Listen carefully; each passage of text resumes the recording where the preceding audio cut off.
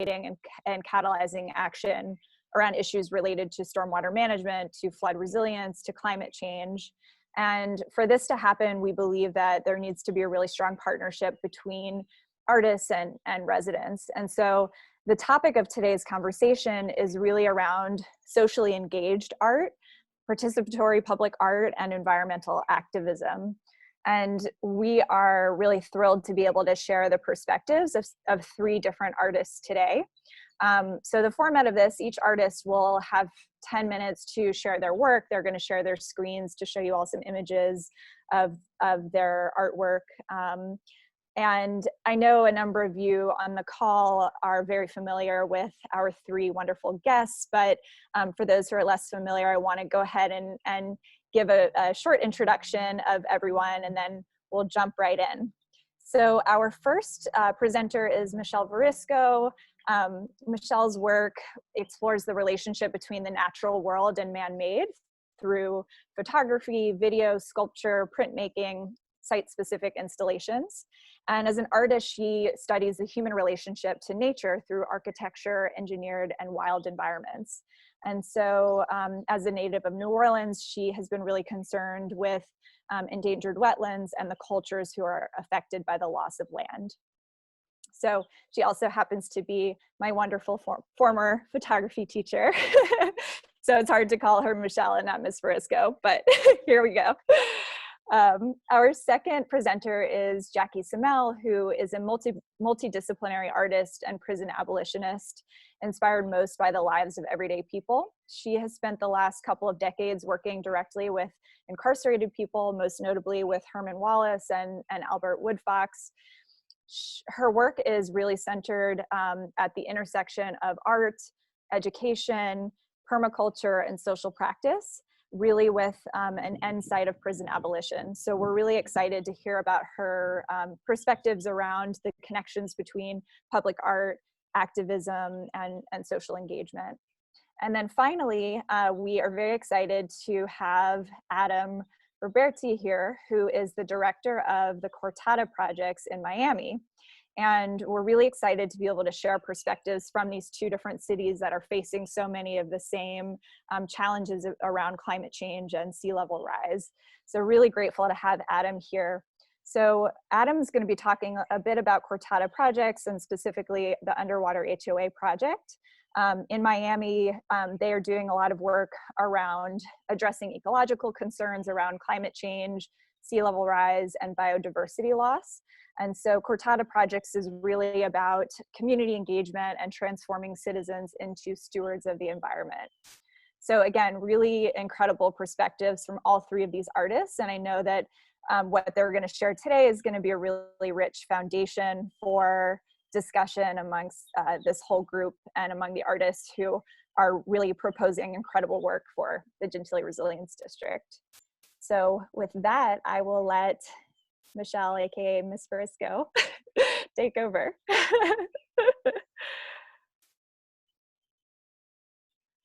I think you might still be muted. Hey guys, let's see. I'm going to just go straight into my presentation. Thank you for including me in this, though. I'm honored. So I'm going to just show you the work, and we can talk afterwards. The piece I'm going to be discussing that Sarah had asked me to discuss is Turning Prayer Wheels for the Mississippi River. Okay, so for some reason, there we go. This is the finished piece, just kind of giving you an overview of it, but I'll get into the details of it in a minute. The piece included the actual sculptural forms and also the mosaic, the steel cylinders that rotate their prayer wheels, the garden, and the pathway as well. So it was just a multi-function kind of space. This was the location at the Lafitte Greenway. I was totally enamored with the location because the vertical park was something that was near and dear to my heart, that basically was trying to integrate water into, you know, they were trying to basically be a water-wise space where the water would fill in the blue ways when it rained, and kind of recharge the water table. Also, everyone was riding their bicycles everywhere, and it was reducing our fossil fuel use. So for climate change, this was a major interest as well. For years, I've studied the environment, as Sarah said, and the Mississippi River has been a pretty pivotal force in my work. I think that we can use the river as a teacher and as a guide, particularly because our history is so indicated by what we've done along its shores and what we've done to restrain it and restrict it to our own land's demise. We've also had slavery along the shorelines of the river. And so I felt like that was a rich place to start for this project. Additionally, the location where the piece was going is tied to the river. The Indians that came through the area would often use the portage to get to the river. And so this was a pivotal piece, a pivotal part of my movement in this work. The other thing is that in the city, we always are trying to push water out. And as a result, there's a lot of subsidence, and there's just lots of things we can do differently.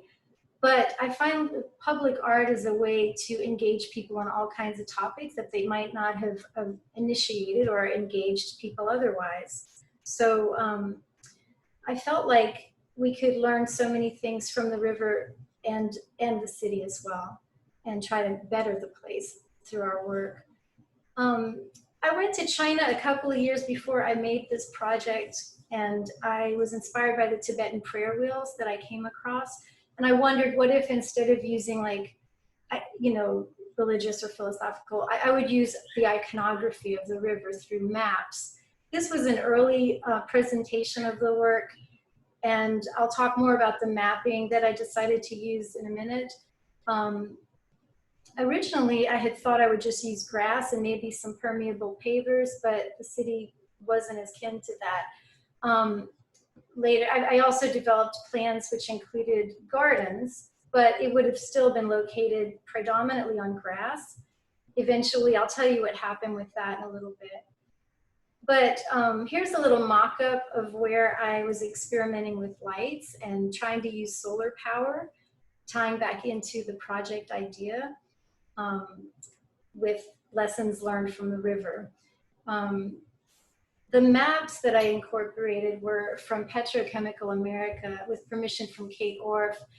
The top image is of, this was all printed, it was engraved and cut out of stainless steel, but the top river details the river when it was wild and unlevied.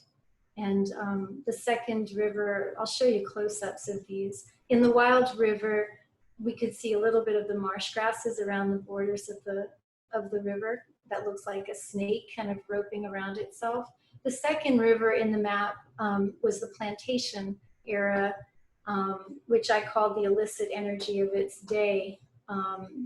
And here's the detail showing the arpents, which feature different areas that were maps of the plantation's grounds and land. It was also the beginning of levying.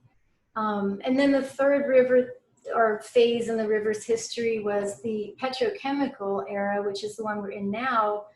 It's Cancer Alley. Of course, as you know, it's also the same exact land between Baton Rouge and New Orleans that was the plantations. So I felt like, just those three maps alone had so much already embedded into it. But I wanted to do something also to bring the children into the space more fluidly. And so I created very colorful mosaics at the base of the piece. And they were inspired by the Harold Fiske maps that a geologist created during World War II when they thought the river might get bombed. So they made a very detailed map, and each color shows a different thousands of years of the land that was built by the Mississippi River. So I used some Italian mosaic pieces that and glass mirror. The first showing of the piece was at the Luna Fête. And that was exciting to see like 40,000 or I don't know how many thousands, tens of thousands of people move with the piece. And it was really an interesting opportunity to see. I was also able to get lots of photographs during that event. So when I was eventually asked into Prospect, I had the photographs ready to go, which was helpful because this site was darker than the site that it was going to eventually go into. But the idea for the blue lights was to create a kind of phosphorescence feel like you might see in the water. And, you know, it pulsed when people stood near it and they didn't spin it, but when they spun it, it got much brighter. So I like the idea of that interactivity, hoping that also people would think about their own connection to what's on the river maps. This is the land. As I found the land originally, it was full of torpedo grass, nut grasses, and all kinds of really grasses that were really hard to get rid of.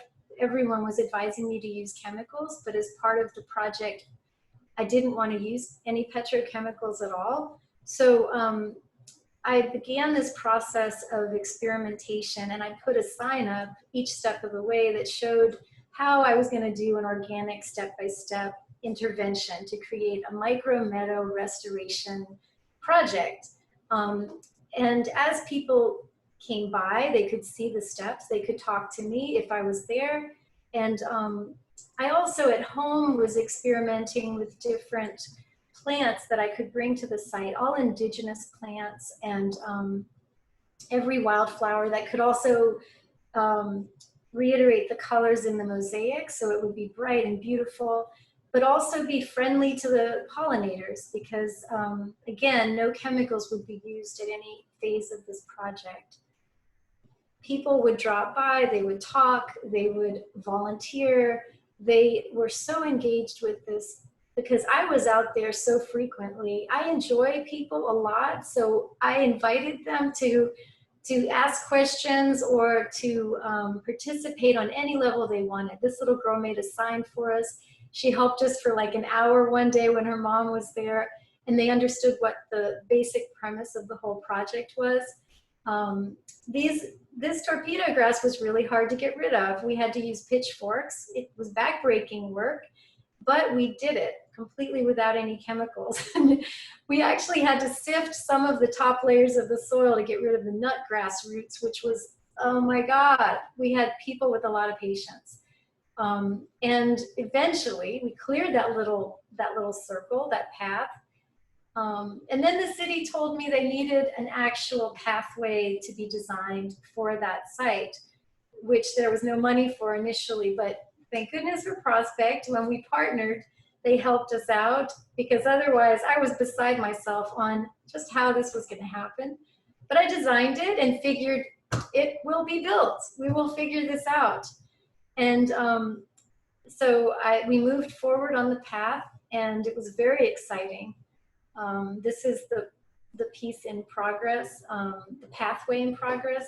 And every step of the way of every aspect of this project, I was very much on there, present, trying to make sure everything was as planned, no surprises, or when there were surprises, trying to manage them appropriately. So here we added in some topsoil that was and compost, and it was ready to go. I had talked with botanists, and I had talked with Amy Graham at Longview, and lots of wonderful people over all over the place, universities around the state. And when I was researching the plants, I was going back and forth trying to figure out what could outcompete the grasses that we tried to get rid of, and we were hoping would we continually be rid of. So all of those plants became part of the plan. These are different. This was actually the most celebratory phase of the whole project because we were able to go in and just put the plants into this garden, anticipating the sculptures that would come in eventually. And again, people dropped in, just offered to help. Some, like Amy, I knew, Jillian I knew as well, but I didn't know a lot of people that came in to help, but I did bring extra supplies for those surprises. And we had 70 volunteers over the entire period, from trying to get rid of the invasive plants that were depleting the soil, and then to planting up the whole project. And also, one other thing about the garden that we put in, we essentially, I wanted to have plants that people could propagate on their own, and learn about these indigenous plants, how some were medicines, like for instance, this plant might have protected the Cajuns from various viruses and pandemics that came through earlier, like 100 years before or more, because they put it into their sausages. And these are a plant that the Indians used to dye fabrics, which are very beautiful flowers. There were just lots of opportunities to increase people's awareness around these gifts that we have around us all the time, and that would have probably been propagated naturally along the river's banks. This is blue-eyed grass, that little bright grass that's in the middle, and again, another indigenous grass. So this is one of the scenes of the piece when it was open for prospect, and you can see the garden isn't mature yet. It's very young. And this is closer to now, except I think the muley grasses are even larger and more full. There's more to share about this whole project. I have a placard that's located at the site for people that do want to know more about the maps and about the entire project as well. And it was a really exciting project to be a part of. So, or to design and and work with the Arts Council and Prospect on. So, yeah, let me just, okay, here we go. Thank you so much. We're gonna save questions for after, I would imagine. Yeah, I think we ought to, because I think there are going to be some interesting connections across all of the 3 projects that are being shared. So I want to wait to see, what's coming out of them. Take it away. Sure, I'll take the baton. My Zoom was tripping out a little bit during Michelle's presentation, so just tell me if this isn't working, y'all. Will do. Can we see that? Yep. Awesome. We're good. So great suffragist, organizer, radical feminist, Emma Goldman. It's always a nice way to start off. And let's see if I can actually change the slides as we move through. But for me, my work has been collaborative over the last 19 years. And it's really important that I begin any presentation by honoring my elders, without whom I wouldn't have opportunities like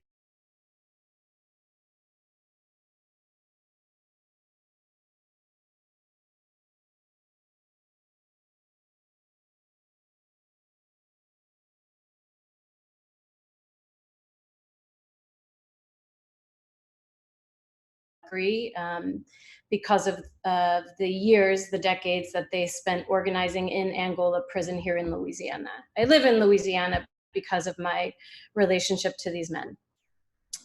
And for the sake of time, I know we only have about 10 minutes each. It's important that I highlight a collaboration with Herman Wallace. So Herman is my elder, or was my elder. He spent 41 years in solitary confinement. It's 41 years in a 6 foot by 9 foot cell, a minimum of 23 hours a day.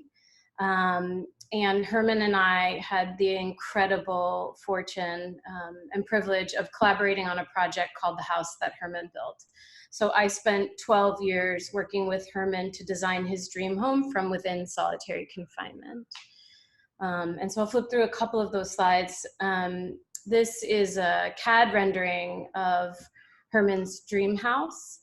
And so much of what facilitated this exchange, or the shared practice, or what you might call a social sculpture, was actually facilitated through letter writing. So this began in 2002 when I was a grad student at Stanford University, and I had no idea what I was doing. I mean, I felt like it was the first time in my life I was finally doing shit right. You know, the first time my parents were like claiming me, and then I met this human being who had been in isolation and solitary confinement longer than I had been alive, and there I was on a full ride with stipend to make art in this privileged institution while he was in a cage, and that didn't make sense.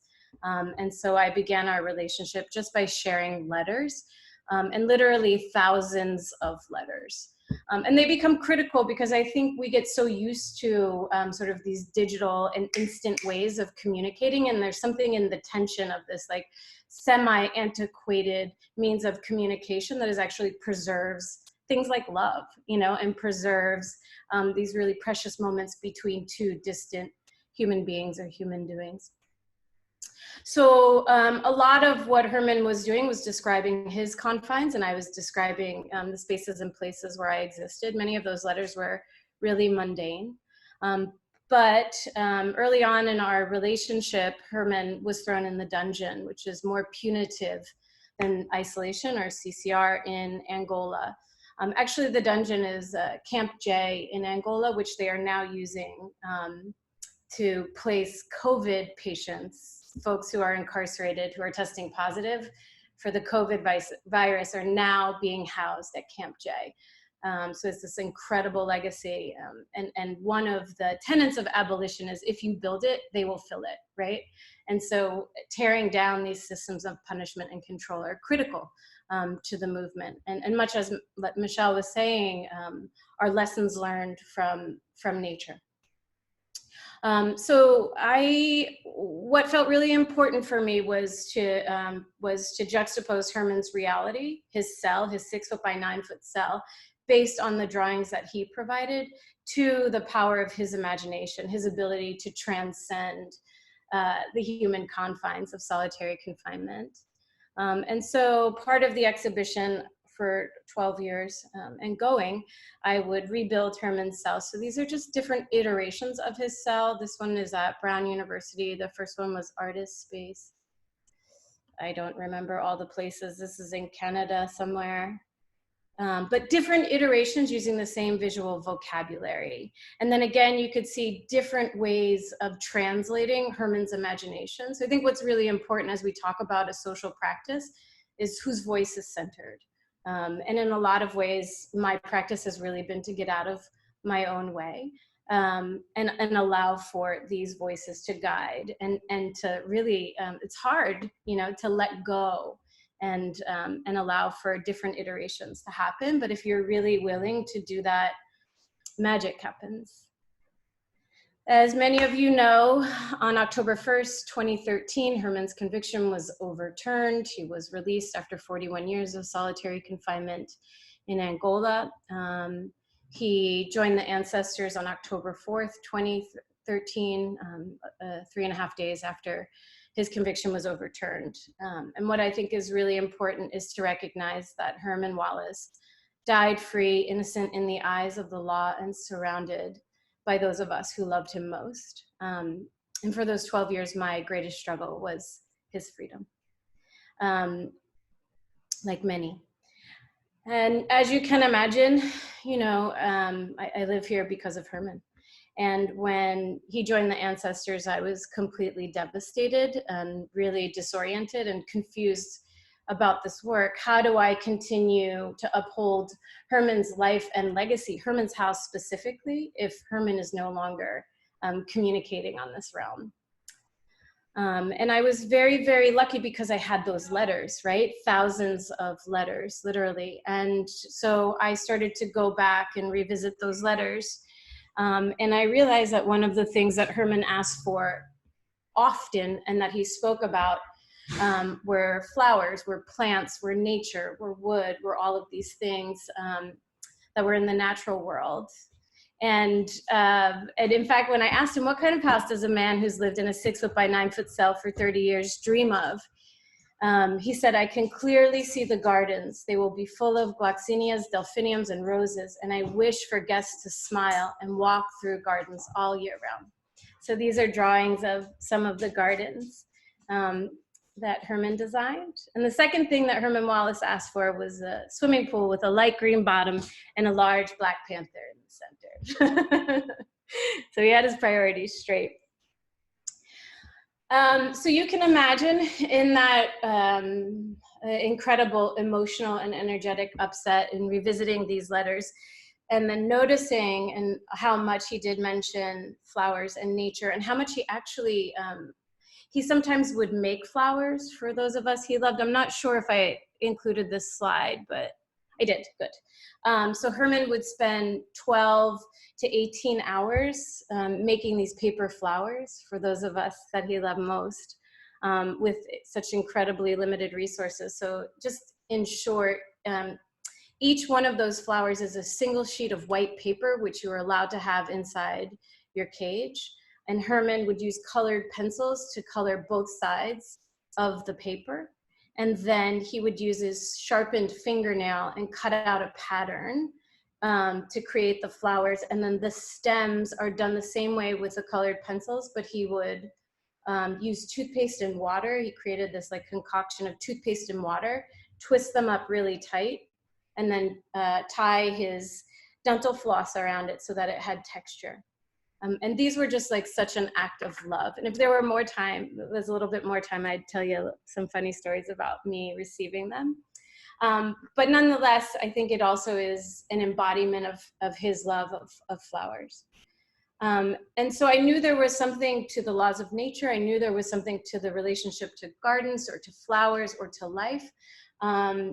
And also that his cell would have to be part of it.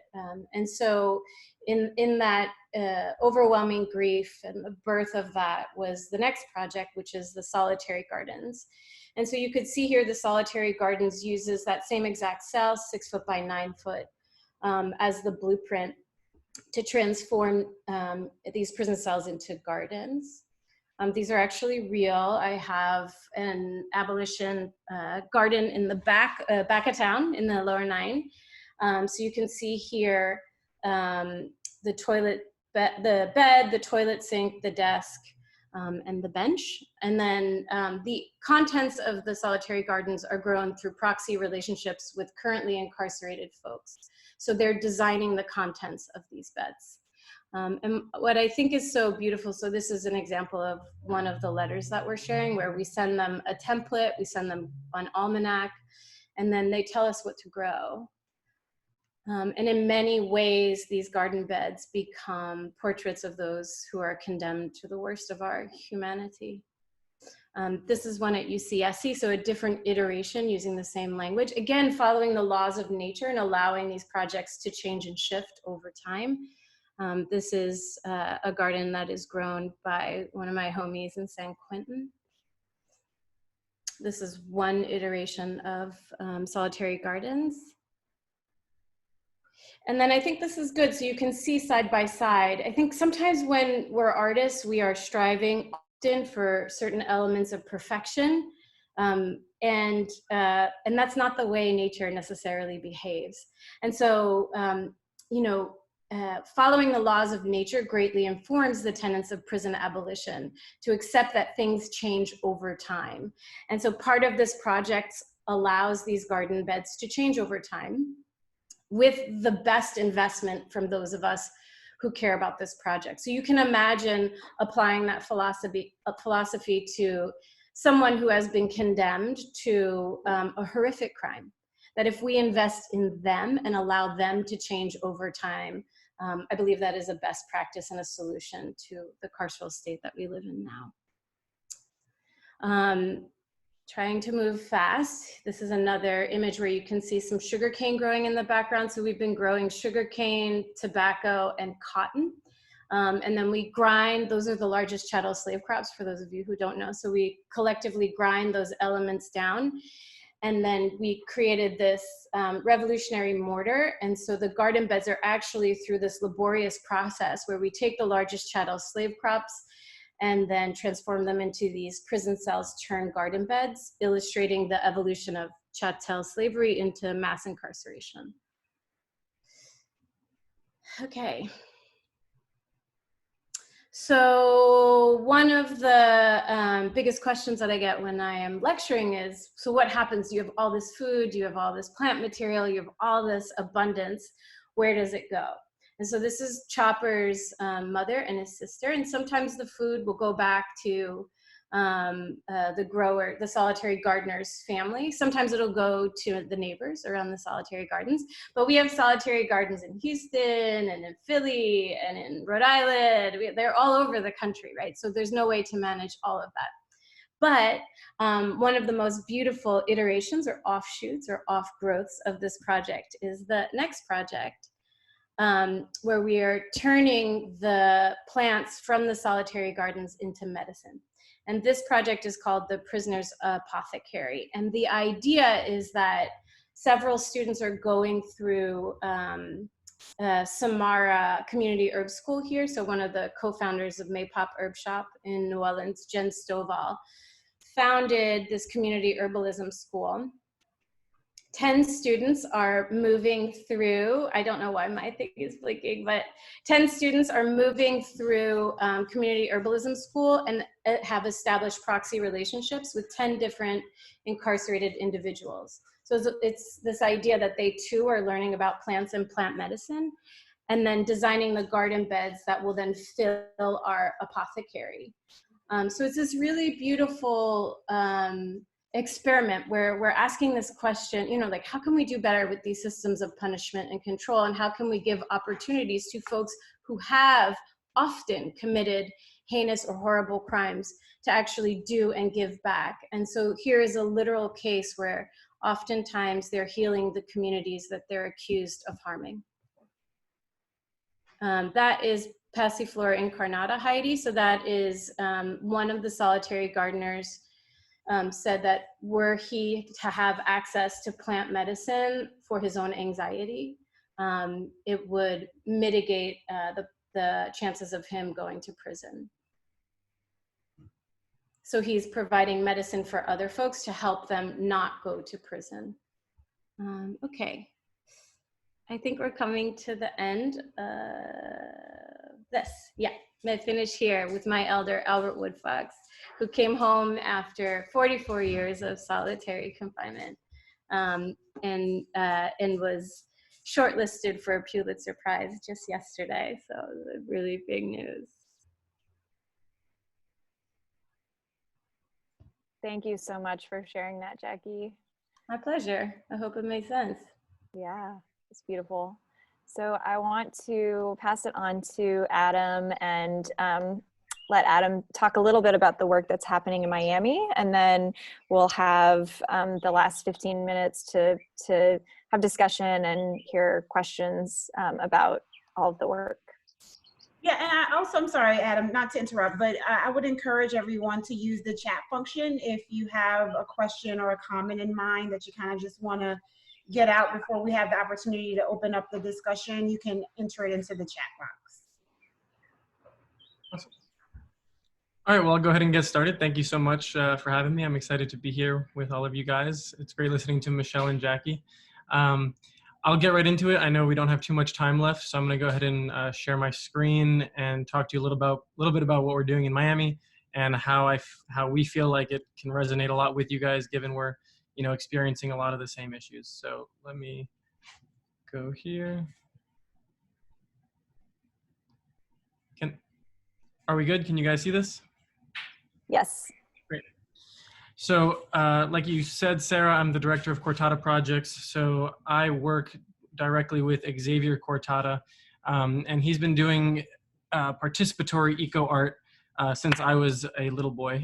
And I now have the pleasure of working with him and helping him develop and implement the projects that he does in Miami. And what I'm here to talk to you guys about today is the Underwater Homeowners Association. So the sign that you see here, just like the sign that you see in front of this house, is an elevation yard sign. And it's actually, it contains a number, and it contains a backdrop of one of his Antarctic ice paintings. So Xavier is an artist who does a lot of work predominantly with scientists. As a professor at the University of Miami, which is where I graduated from with my master's, he partners with oceanographers, chemists, anthropologists as much as possible, because in his world, in his social practice, he's trying to use his art to communicate complex ideas. And in 2006, through a National Science Foundation grant, he went to Antarctica, and he did a number of projects actually at the South Pole. Out of that trip came these Antarctic ice paintings. One of the ones that you see here on this sign. Now you fast forward, a few years, and his work moves away from traditional reforestation, and I don't have time to go into all of the projects that he's done, but really into climate change and sea level rise, given the future of Miami, because we are a city that's built on top of limestone rock, because we're a city that cannot be saved by building a tall seawall. We have to be planning for the future. And how do you communicate this idea that, hey, it may not be the best idea to invest here, or hey, you should be planning for what happens to your children? How do you communicate that idea to millions of people, many of whom have their head in the sand, many of whom don't want to believe that this is something that they need to confront? So what you're seeing here is a participatory art project developed by Xavier that aims to do just that, and it does it in a unique way, and it does it in a pretty exciting way, because what he does is he takes something that you would find normally across a neighborhood, that being a for sale sign, or that being a political yard sign that says vote for so and so for mayor, and instead repurpose that sign and have it be literally the elevation of your property. And so what we have people do is go on this app, and you type your address into the application. And when you type your address in, it tells you how high your house is above sea level, like exactly your property. And so right here, it's 8 feet above sea level. So he's putting that down, marking that spot. And of course, there's nothing on here that, very distinctly says 8 feet above sea level. It's just an 8. And when you have this in front of your house, I guess the beauty of it is that people are not going to know necessarily what that means, and it becomes a catalyst for conversation. If your neighbor is walking their dog, or if a friend or family member comes over and they see this sign here, and again, you can see this one is slightly different from this one that Xavier produced. We would have people create their own. You're going to ask, what is this doing here? What does that mean? What is that 6? What is that? And if your neighbor sees this sign and asks you that question, regardless of their political affiliation, if they're on the left or if they're on the right, this is their elevation too. They cannot ignore the fact that they are at 6 feet of elevation as well. And we need people to be talking about this. At the end of the day, we need these conversations to be spreading so that people can vote, so that people can really make the change that we need. And this, what I'm showing you right now, this yard sign is really just one component of this project, although it's an integral component. In addition to this yard sign campaign, Xavier partnered with local schools and actually had entire intersections painted with those elevations. And you can imagine driving by here, and it catches your eye. There's no way that it can't, right? It's huge and it's bright, and this is something that, if you live in this area, and this is Pinecrest, Florida. Pinecrest is actually one of the highest elevation areas in Miami-Dade County, because it lives on a ridge. You know this project. If you live in this area, you've seen this, or you've seen the yard signs, and you're at least somewhat aware of what it means.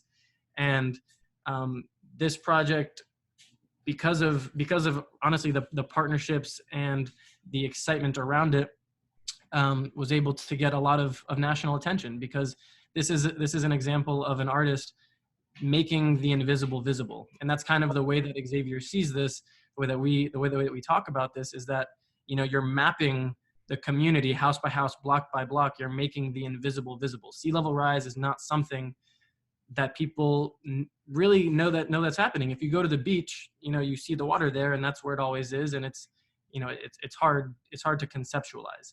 So if Xavier can have you understand that the ocean is coming to you, and especially in Miami with this project, he wanted people to understand that not only is there the East Coast coastline. Not only do you have the Atlantic Ocean as a coastline that's coming up, but we also have the West Coast of the county, which has the Everglades, which is literally a river of grass, right?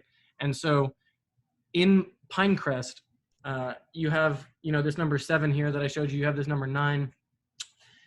People that are closer to the ocean, would think that they are more vulnerable to sea level rise compared to those that are further west. But because there's a ridge, you actually have people that, for example, if you're closer to the ocean, you're at 7 feet, then you go to the ridge and you're at 12 feet, and then you go over and now you're back down to 8 feet. The people that are sitting at 8 feet have no idea that they are more vulnerable to sea level rise than those that are actually closer to the beach. Because again, a lot of people have no idea that, of the geology, of the fact that sea levels are rising straight through the ground. And not only do you have the Everglades to the west and the Atlantic to the east, but you actually have the aquifer below us as the third coastline. And our salt water is getting salinated. And again, these are the our fresh water is getting salinated. And people are not aware that before the waves are lapping at their doorstep, their sprinklers are going to be shooting out salt water. So how do we get this message across? And the last component that I think is, one of the most important and most inspiring things is that it is an underwater homeowners association. So this is a local group that meets every single week. Not every single week, every single month. You can see Xavier there on the left with some, and then there's a number of professors and homeowners here, where we literally come together and discuss these issues and try to figure out how we can tackle this problem together. And it's obviously a no easy task, but it's something that when you talk to the people that come to these meetings, it's inspiring to meet and see other people that care just as much as they do and want to advocate and want to figure out how they can spread this message. And so, as I'm giving this little presentation to you guys, I want you to think about, what institutions and partnerships can you make? Like who do you know? What schools or libraries or museums can you work with to take your art and grow it in a way that you're gonna reach people? So just with us, because we have the connection to the University of Miami, we have access to faculty, and we work with a lot of these people. So this is just an example of one of the little graphics that we made advertising our November meeting. And this was with climate scientist Catherine Mock, who is an amazing lady. She was faculty in Stanford, actually. She was working on the IPCC, so she's written plenty and is brilliant. And the fact that we were able to have her come and speak to the general public about her knowledge and what she knows so much about was awesome. And I remember I had invited a couple of friends to that particular meeting, and they were like, "Wow, you have the coolest job! Like you get to talk to all of these great minds, and then ask them questions and use them as resources." And Catherine, since that meeting, has she very much appreciates what we're doing, and she's gonna I know for a fact she's coming to our next meeting. Like, she wants to be as involved as possible, because for her as a climate scientist, she feels like we need better ways of of communicating the information that we have. And that was my feeling back when I went to the University of Miami, because I originally wanted to be a marine biologist. And then I realized that, we have a lot of really, really good science happening, but the communication of that science isn't the best. And that's where I started, moving in with Xavier, is because he was doing something innovative. He was doing something unique. And as much as I can learn about strategies of how to communicate climate change to someone who denies the science, if they don't want to believe it, they're not going to believe it. And that's where art can be a type of peripheral heuristic. It can kind of get around the back door. People do not expect an art project to be trying to convince them of anything. And it's something that really helps people to break their walls down. And this underwater HOA project has been doing just that, which is awesome, because again, I mean, I come from a conservative family where these issues can, be hard to talk about. But when you can look at it through the lens of art and make it easier, it's something that I know, with, with the experience that I've had with these scientists, it's something that they want more of, and we need more avenues of communication that really hook people's interest and get them curious, because as you guys are well aware, with stronger hurricanes, with sea level rise, we cannot continue to ignore this. So Thanks so much, Adam. With that, I know we went a little bit over our discussion, but thanks so much for sharing the work in Miami. I know so many of these issues and challenges, and thinking about the types of partnerships that are necessary for this work. I think that New Orleans and Miami share a lot in that. And so I want to make sure that we have some time for all of our artists who are on the call, to ask some questions, and I'm seeing some interesting conversation in the chat box. So I'd love to open that up for our conversation here.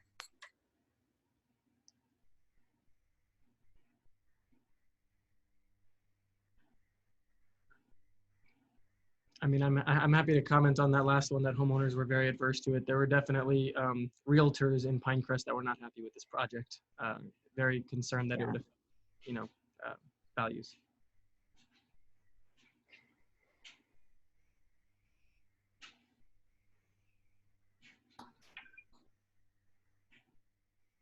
I have a quick question too for Adam. In terms of how did the project attempt to win over realtors, homeowners who are concerned about their property value dropping and things like that? I'm just wondering about those sorts of strategies, if they were addressed. Yeah, well, so the way that Xavier went about this was that he really just partnered with the village of Pinecrest. So he partnered with the local government, and this was implemented essentially from the top down. So he didn't necessarily need to worry too much about people being concerned about the home value. However, there was another component to this that got canceled because the mayor kind of got intimidated by the realtors. And so what was going to happen was they actually had already printed thousands of letters that were going to be shipped to every single home in Pinecrest, as a letter from the future, actually, and saying that their home, your home is now underwater. And it was this whole thing that had already been written, completed, and that got nixed. So there was pushback, and there was a real consequence to that. But for the most part, other than that, because this project has gotten national coverage, like it was just on CNN last weekend, because of that, the mayor has since apologized and acknowledges that this is something that we can't afford to ignore. I just want to add my experience with the businesses. Parkway Bakery and Tavern fed all of us when we were working on the gardens and the project I was doing.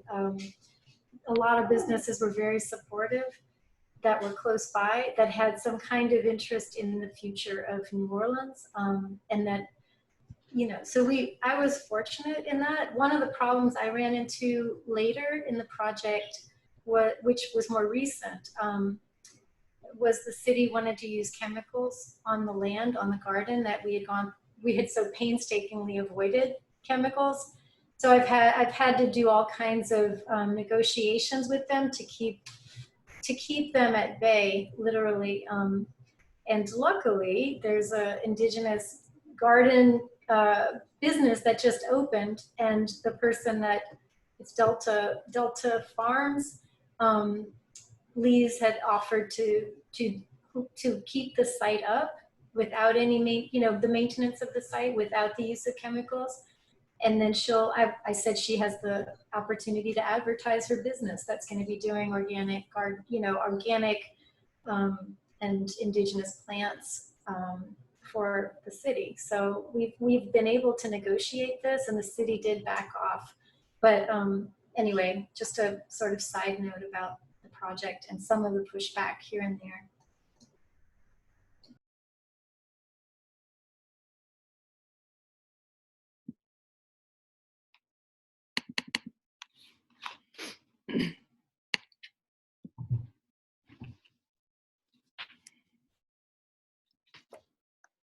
I don't know if this is helpful, but what was shared by Sandy and Courtney about the business community and homeowners kind of pushing back against calling attention to these issues reminded me of working when I first moved to New Orleans. I was working as a research assistant on a sociological study that was focused on a Superfund site out near Jennings, Louisiana. And part of what we were doing was going door to door and speaking with folks who lived in proximity to the Superfund site.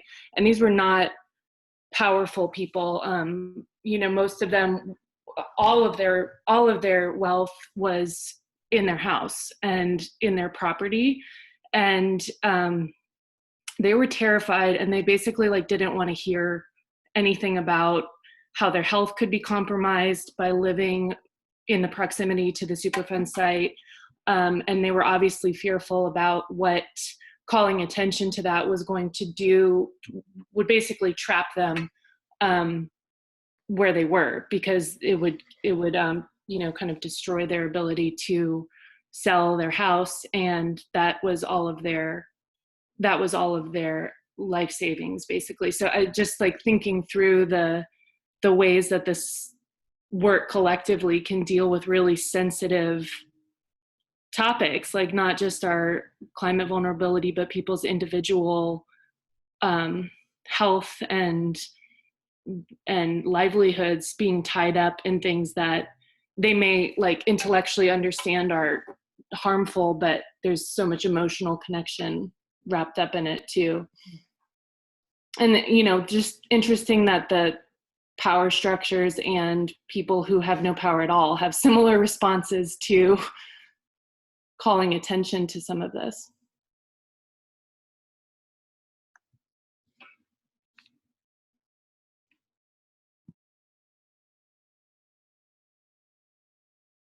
I'd love to hear from Jackie or Michelle or Adam, just thinking about, your work. And I think in all of your projects, there's some element of partnership, collaboration, of relationship building. And so I'm curious just to hear your thoughts or words of advice in thinking about the proposals for the Gentilly Resilience District, and what sorts of artist and resident kind of connections and partnerships you see as really important and crucial to making this work lead towards change. I mean, I think that installing beautiful work is one thing, but installing beautiful work that can really contribute to new understandings and promote change is different. And so I'm just curious if you can speak a little bit more about your perspective on that and share some thoughts as the artists are working towards their proposals for this.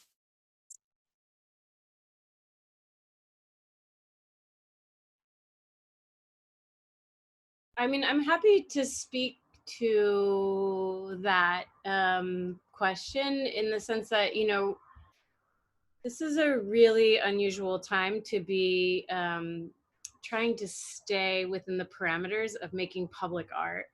Or this is a really unusual time to try to stay in the parameters of wearing pants. You know what I mean? It's just this is such a different time to exist on the planet, and in a lot of ways it feels almost corrective in a very radical perspective. And and it's hard, because I think the prescription for public art is that you, and I understand why, right? As someone who has had many fellowships and residencies and other things, but that, we're creating a prescriptive competition for several folks who are incredibly talented to then come up with a new way of being in relationship with folks to create new work or to be generative. Just to suggest that maybe there is something beyond that we can really capitalize on, or attach ourselves to during this corrective period.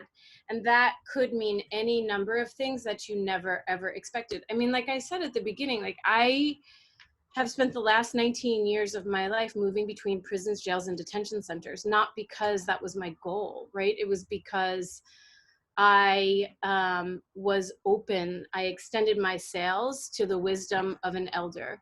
And it guided me in many different directions that were not celebrated by the status quo.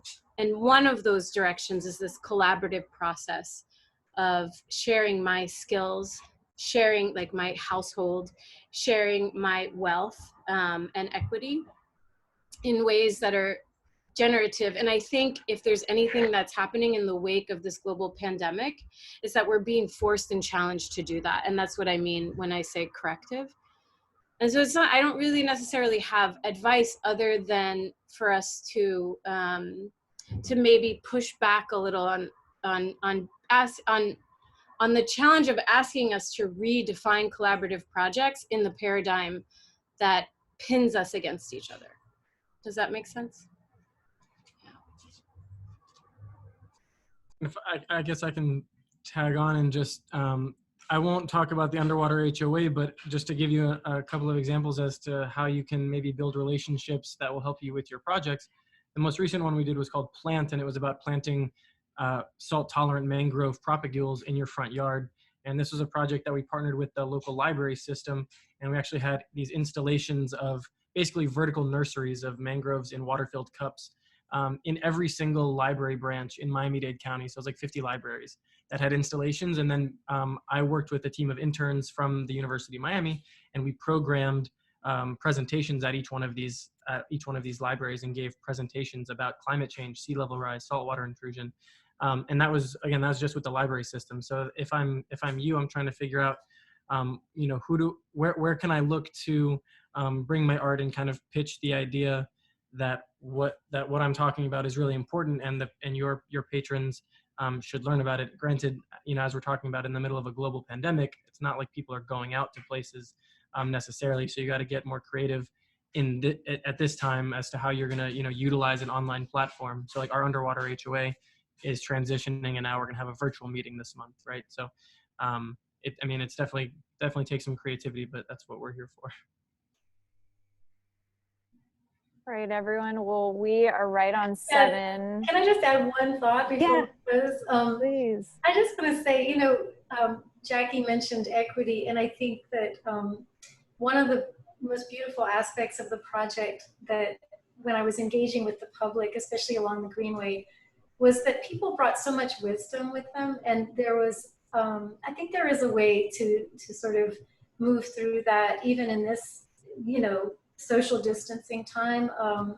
And so many people wanted to discuss the themes that were embedded in the piece that I was working on, or the themes around the gardens. And I also want to mention that it was a collective therapy session, because it was right after the election for the president, when the piece was getting planted, and people needed to work out some of their anxieties and fears, or just weed. I'm just going to say they wanted to weed, or they wanted to plant. They wanted, it was fascinating. But there was so much conversation that was rich, and if I could go back and do it again, I would have tried to, I know it's ephemeral, but I wish I would have recorded some of those conversations that were so deep and meaningful. So I just want to pass that on as far as the community engagement part. It was one of the biggest joys of the entire project. Thank you for that. Well, I wish that we had more time, but I really appreciate all of you and the perspectives that you shared. And I know that we're moving into the proposal phase with our artists, and some are well along the way, but I think that these perspectives are really important, because I think that there are ways of embedding these different socially engaged and participatory practices in many different facets of the work, from the design to the implementation. And so I'm just really grateful for all of you and sharing your work, and grateful to all the artists and partners and the city for making this happen. Thank you so much. Yeah, and the transcript from this evening's Zoom call, as well as the actual presentations, will also be available on the website as well. Thank you for that. All right, peace, y'all.